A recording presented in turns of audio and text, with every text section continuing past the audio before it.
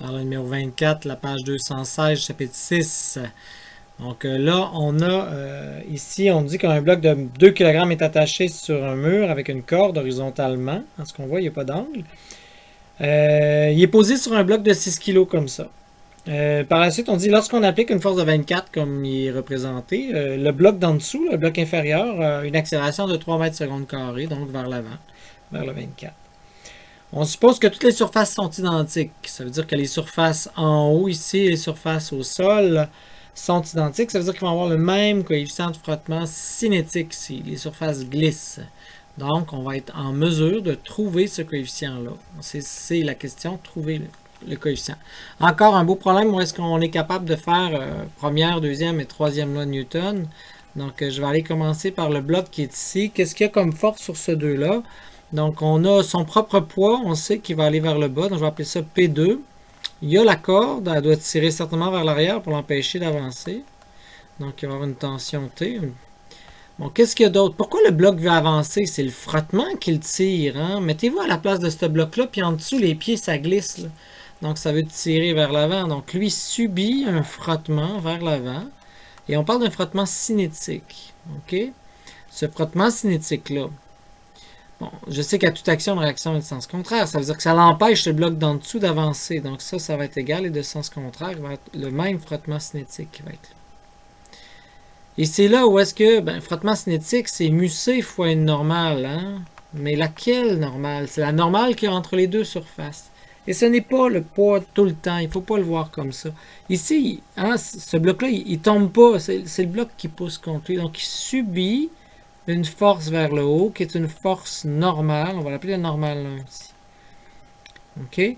Donc, lui pousse contre l'autre, et c'est la normale 1 qui s'en va ici. C'est pas le poids 2 qui pousse contre l'autre, c'est la normale qui pousse. Puis j'insiste beaucoup là-dessus. Quand je prends ma souris qui est dans ma main, en ce moment, elle a son poids, parce qu'elle a sa masse, puis elle a son poids. Donc là, il existe une force de la souris sur ma main, puis ma main sur la souris. Ça, c'est la force normale qui est là. Puis en bout de ligne, ce que j'essaie de faire bien comprendre, c'est quand je soulève ici avec ma main, ici en haut, je soulève un tout petit peu, ben pour moi, ça devient plus léger sur ma main d'en bas. Est-ce que j'ai changé le poids de la souris? La force de gravité a-t-elle changé? Non, le poids est toujours le même, mais la force entre les deux surfaces est différente. Donc, attention, le poids, la normale, c'est pas toujours le poids, ça va dépendre de l'ensemble des forces que sur mon objet. Il faut toujours que je calcule, dans le fond. Bon, là, ici, c'est vrai, vous avez raison, le poids et la normale, c'est la même affaire, parce qu'il n'y a pas d'angle, il n'y a pas rien, mais attention dans un problème de jamais écrire ça. C'est la normale 1 qu'on va écrire ici. Bon, là maintenant, puisque je suis sur l'autre, je voulais changer un peu les couleurs.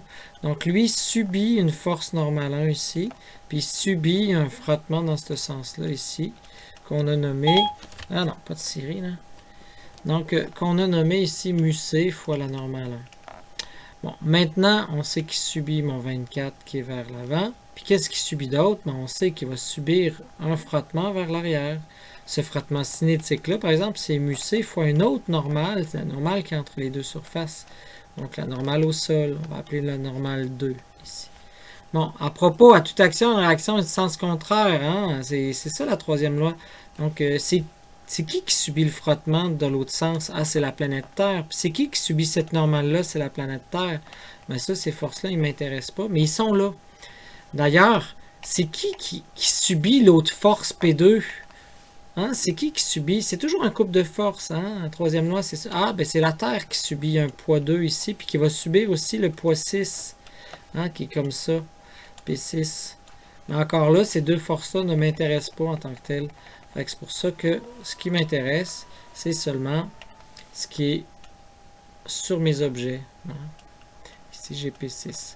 Donc là, j'ai fait l'ensemble de mes forces. Je vais pouvoir faire la diagramme sur mes deux forces. Je vais commencer par nommer mes blocs. Donc, peut-être que je pourrais appeler ça le bloc A.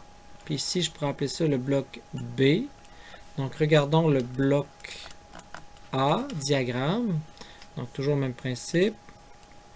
Je vais aller prendre un point central, je vais dessiner mon axe des X, je vais dessiner mon axe des Y, je rapporte chacune de mes forces. Donc là, ici, j'ai mon frottement qui va vers l'avant, donc mu-c fois la normale, 1, ma normale 1, ma tension, et naturellement le propre poids qui va vers là, le bas. Donc, je vais aller faire mon bloc B. Donc, il y a toujours le même type de diagramme. Un axe des X qui va vers l'avant, un axe des Y. Et là, bon, je dessine mes forces. Qu'est-ce que j'ai? J'ai 24 qui va vers l'avant. Qu'est-ce que j'ai? J'ai ma normale 2 qui va vers le haut. Qu'est-ce que j'ai? J'ai mon P6 qui va vers le bas.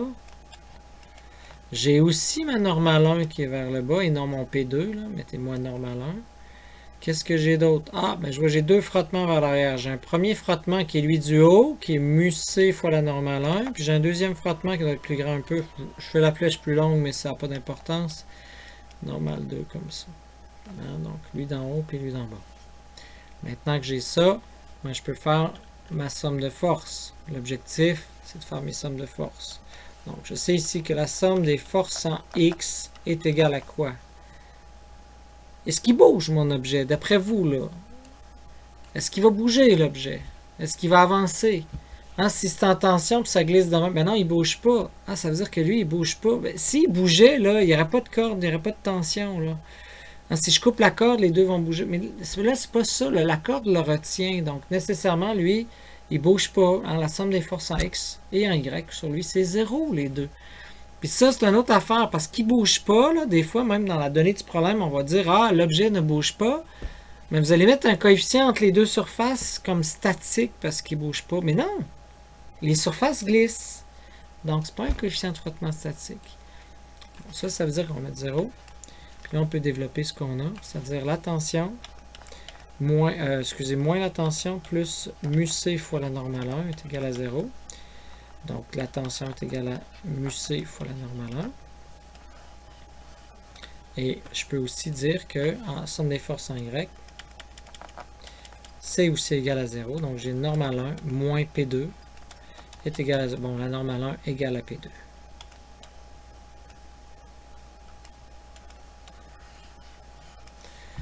Ça m'intéresse. Maintenant, je vais aller voir l'autre objet.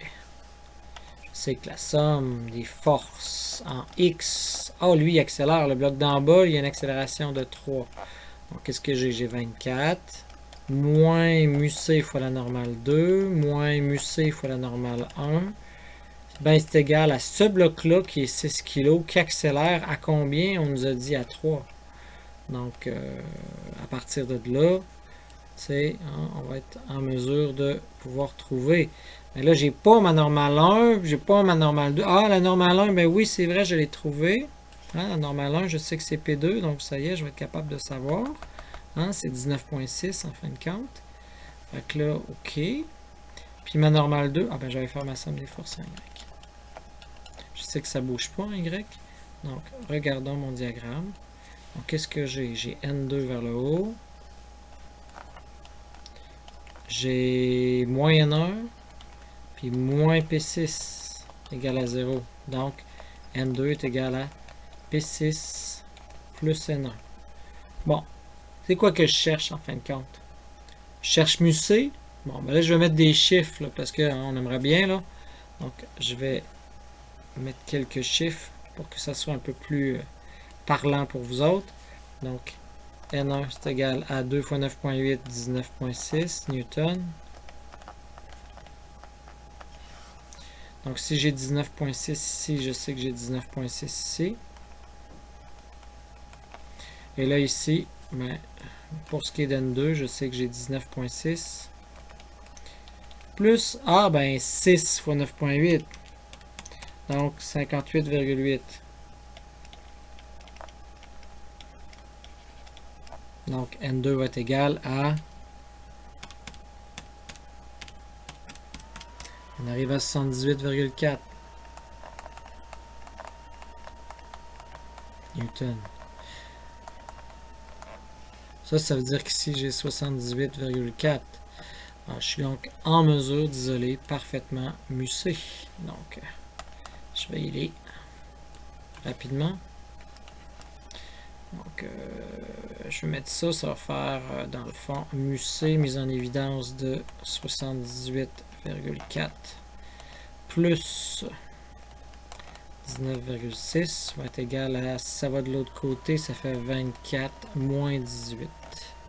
Maintenant, MUC va être égal à, bon, mais 6 divisé par, je me suis pas trompé, non, divisé par 78,4 plus 19,6. Il me semble que ça fait un petit coefficient. Donc, ça fait. Les signes sont bons. Bon, calculons. 6 divisé par 118,4 plus 19,6. Donc, j'arriverai à 0,06 comme coefficient de frottement cinétique. 0,0612. Ça ressemble à ça.